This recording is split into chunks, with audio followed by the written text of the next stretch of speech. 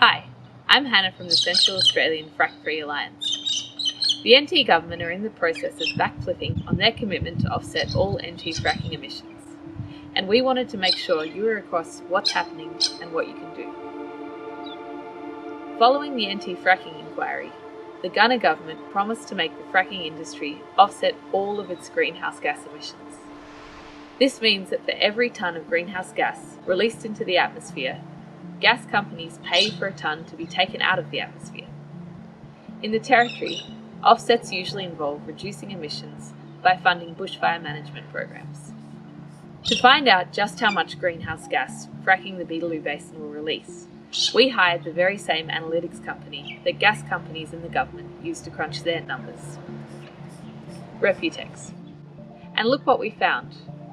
Fracking the Beetaloo would create 34 million tonnes of carbon per year for 20 years. That's twice Australia's total annual transport emissions. Cars, planes, trucks, you name it.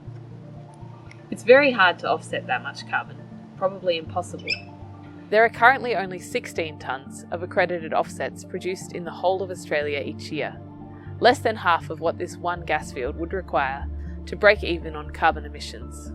To tackle this rather inconvenient fact, the draft Greenhouse Gas Emissions Offset Policy that the NT government has just released provides a get-out-of-jail-free card, so gas companies don't have to attempt the impossible. It's full of loopholes, the most blatant being the invention of a very creative and completely novel category of offset: indirect offsets.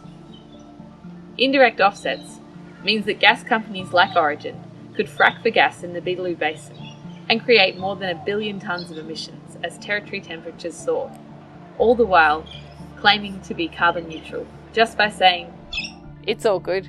We're researching ways to suck carbon out of the sky in the future." The NT government's offset policy is on the cutting edge of dodgy carbon accounting, but it doesn't solve the problem of offsetting the Beetaloo emissions. Australia is already dragging its feet on climate and suffering climate impacts like heat waves, droughts, and bushfires. The quickest, cheapest, and simplest way to cut the NT's emissions is to leave fossil fuels, like fracked gas, in the ground. We know the Beetaloo's emissions would be massive, and we now know the offsets that were supposed to limit the NT fracking industry's climate impacts don't stack up. So today, we're calling to Gunner to keep the promise he made to Territorians. If fracking can't be done without massively increasing Australia's greenhouse gas emissions during a climate crisis, it can't be allowed to go ahead. It's going to take a lot of voices to make the Gunner government sit up and listen. Can you write a brief submission on this new policy and make sure they get the message? You'll find the Environment Centre NT's helpful submission guide in the comments below. Alternatively, you could call your local member and express your concerns verbally.